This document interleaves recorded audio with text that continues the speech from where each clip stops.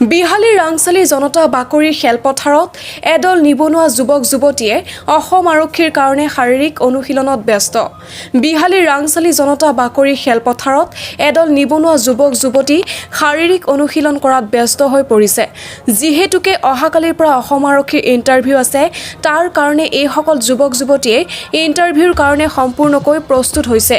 হয়, নমস্কাৰ, মই সুৰেশ বৰাই আপোনাৰ সকলোকে এই নিউজটোলৈ স্বাগতম জনাইছোঁ। আৰু মই বৰ্তমান উপস্থিত আছোঁ বিহালী ৰাংচালি গাঁৱৰ জনতা বাকৰিৰ যি খেলপথাৰ আছে, এই খেলপথাৰত মই বৰ্তমান উপস্থিত আছোঁ।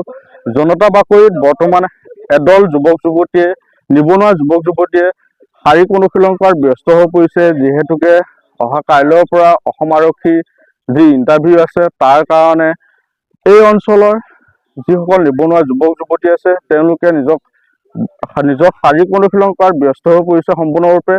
এই অঞ্চলৰ 100ৰো ততোধিক নিবনুৱা যুৱক যুৱতীয়ে এই খেলপথাৰখনত শাৰীৰিক অনুশীলন কৰাত ব্যস্ত হৈ পৰিছে। আমাৰ পৰিস্থিতিটো এতিয়া খুবেই ভালেই বুলি ক'ব লাগিব। আমি ভালকে সকলোৱে প্ৰেক্টিচ কৰি আছোঁ। আমি 400 মিটাৰ ট্ৰেকত দৌৰি আছিলোঁ। এতিয়া বৰ্তমান আমাৰ দাদা এজনে 200 মিটাৰ ট্ৰেক বনাই দিলে। আমি এতিয়া 200 মিটাৰ ট্ৰেকত আমি এতিয়া প্ৰস্তুতি চলাই আছোঁ। আমি ইয়াত সকলোৱে ভালকে প্ৰেক্টিচ কৰি আছোঁ আৰু বহুত ল'ৰা ছোৱালী হয় আমাৰ ইয়াত।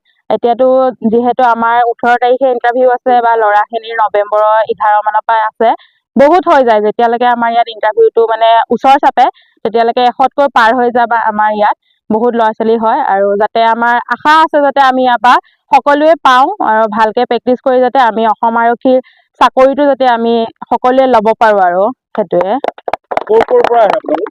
আমি ইয়াৰ ৰাংচালি, কাছকটীয়া, নৈকানচুক, তাৰপৰা আমাৰ এইফালে জামনি আৰু চেনিমাৰী, তাৰপিছত তেনেকে পদুম পুখুৰী, তেনেকে চব পৰাই আহে, বহুত দূৰ পৰাই আহে।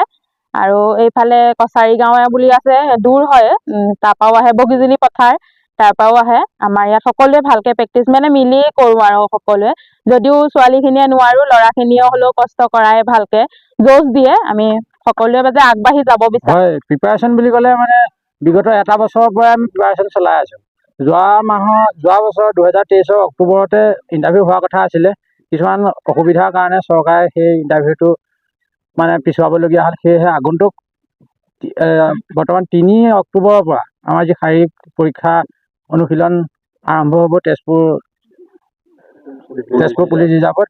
সেয়েহে তাৰ কাৰণে আমাৰ ল'ৰা ছোৱালীসকলে সমান্তৰালভাৱে বহুতো কষ্ট কৰি আহিছে। বিগত এটা বছৰৰ পৰাই আমাৰ ল'ৰা ছোৱালীবিলাকে ক'বলৈ গ'লে বহুত শাৰীৰিক কষ্ট কৰি আহিছে। সেয়েহে সেই শাৰীৰিক কষ্টৰ যি ফল হিচাপে এইবাৰ যাতে সকলোৱে আমাৰ ফিল্ডখন জনতা বাকৰি ফিল্ডৰ পৰা সকলোখিনিয়ে ইণ্টাৰভিউটোত সুচাৰুৰূপে সফলতা অৰ্জন কৰিব পাৰে, তাকে সেইকাৰণে আমাৰ সকলোখিনিয়ে এইবাৰ বহুত কষ্ট কৰিছে।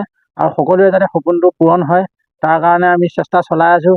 বহুতো লগৰ সকলো বন্ধু বান্ধৱীবিলাকে ৰাতিপুৱা গধূলি শাৰীৰিক অনুশীলন চলাই আছে। তাকে কৈছোঁ আৰু মানে প্ৰচাৰ আছে নেকি আপোনালোকৰ? প্ৰচাৰ আমাৰ কোনো তেনেধৰণৰ নাই। আমি নিজে চৰকাৰ কিবা হ'ব নেকি আপোনালোকে? যিহেতু প্ৰচাৰ নাই, আপোনালোকে নিজাববীয়াকে নিজা প্ৰচেষ্টাত কৰি আছে। নিজা প্ৰচেষ্টাতে কৰি আছোঁ। আমি বহু বছৰৰ পৰাই তেনেকৈ কৰি আছোঁ। কোনো ধৰণৰ চৰকাৰৰ ইয়াত মানে প্ৰচাৰ নাই বা তেনেধৰণৰ প্ৰশিক্ষক নাই। আমি নিজে যি পাৰিছোঁ তাকে কৰিছোঁ আৰু। বিহালীৰ পৰা বিমান দাসৰ সহযোগত সুৰেশ বৰা ৰিপৰ্ট, সুহানা লাইভ।